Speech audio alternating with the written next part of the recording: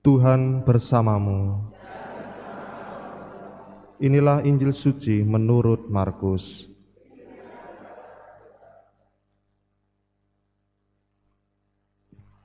Sekali peristiwa datanglah seorang ahli Taurat kepada Yesus dan bertanya kepadanya, "Perintah manakah yang paling utama?"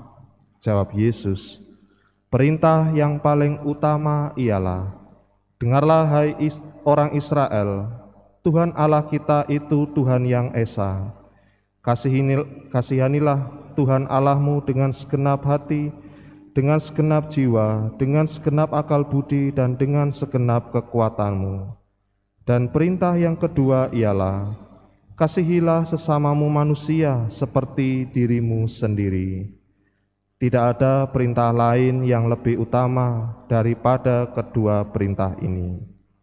Berkatalah ahli Taurat itu kepada Yesus, "Guru, tepat sekali apa yang engkau katakan, bahwa Dia itu esa dan bahwa tidak ada Allah lain kecuali Dia.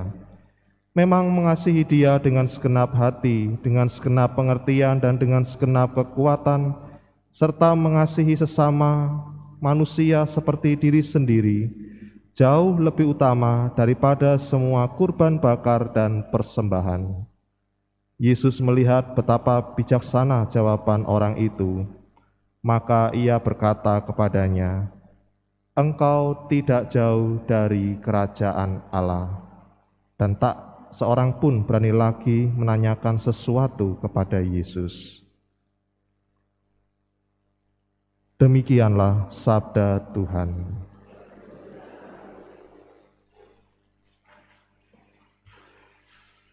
Saudari-saudara yang terkasih, apakah Anda pernah bertengkar dengan seseorang? Apakah Anda pernah bermusuhan dengan seseorang? Jika Anda pernah, coba bandingkan situasi di mana keadaan kita masih baik-baik saja dengan orang itu. Kalau keadaan masih baik, kita masih bisa bercanda ria, saling sapa, kemudian masih bisa cerita. Tetapi sebaliknya, kalau kita bertengkar dengan seseorang atau bermusuhan dengan seseorang itu, maka situasi berbalik.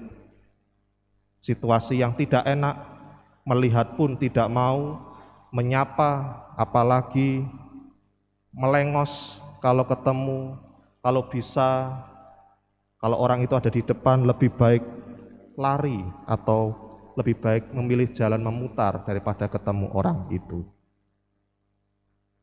Saudari-saudara yang terkasih, itulah situasi di mana kalau kita melihat seringkali Tuhan Yesus selalu berhadapan dengan orang-orang Farisi dan ahli-ahli Taurat. Banyak sekali perselisihan paham antara Yesus dengan orang-orang Farisi dan orang-orang Taurat. Biasanya ya mungkin itu terjadi, tetapi dalam bacaan Injil hari ini kita justru ditampakkan pada sebuah dialog yang dalam, dialog iman yang sungguh mengagumkan, di mana Tuhan Yesus mampu memuji bagaimana sikap penghayatan iman dari seorang ahli Taurat yang datang kepada Tuhan Yesus yang bertanya, "Perintah manakah yang paling utama?" Dan disinilah Tuhan Yesus memberikan sebuah jawaban. Perintah yang utama ialah, kurang lebih kalau digabungkan adalah, kasihilah Tuhan Allahmu dengan segenap hati, dengan segenap jiwa, dan dengan segenap akal budi, dan dengan segenap kekuatanmu. Dan perintah kedua adalah, kasihilah sesamamu manusia seperti dirimu sendiri. Dan sungguh jawaban dari orang Taurat ini, seorang ahli Taurat yang bertanya kepada Tuhan Yesus, memang mengasihi Tuhan dan mengasihi sesama jauh lebih besar, jauh lebih utama dari semua kurban bakar dan persembahan. Dan disitulah Tuhan Yesus memuji sikap iman ahli Taurat ini dengan mengatakan, engkau tidak jauh dari kerajaan Allah.